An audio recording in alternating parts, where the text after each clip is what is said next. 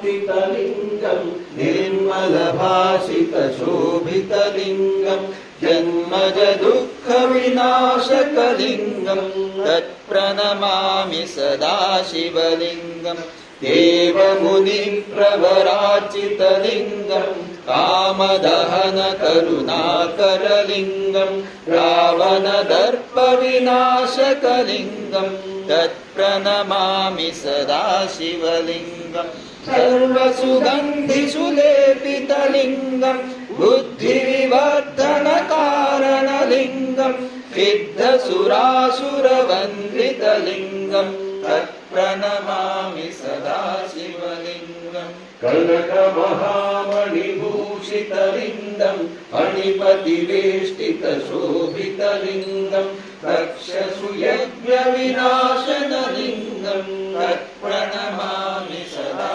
शिवलिङ्गं कुङ्कुमचन्दनलेपितलिङ्गं पङ्कजहारसुशोभितलिङ्गं कञ्चितपापविनाशनलिङ्गं तत्प्रणमामि सदा शिवलिङ्गं देवगणार्चितसेवितलिङ्गं भावैर्भक्तिभिरेव च लिङ्गं दिनकरकोटिप्रभाकरलिङ्गं तत्प्रणमामि सदा शिवलिङ्गम् अष्टदलोपरिवेष्टितलिङ्गं सर्वसमुद्भवकारणलिङ्गम् अष्टदरिद्रविनाशनलिङ्गं तत्प्रणमामि सदा शिवलिङ्गं सुरगुरुसुरवरपूजितलिङ्गं सुरवनपुष्पसदार्चितलिङ्गं परमपदं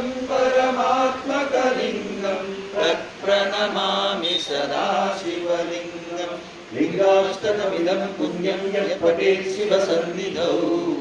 शिवलोकमवाप्नोति शिवेन सह मोदते। ओम श्री विश्वनाथ भगवान की जय, श्री माता की जय, की जय।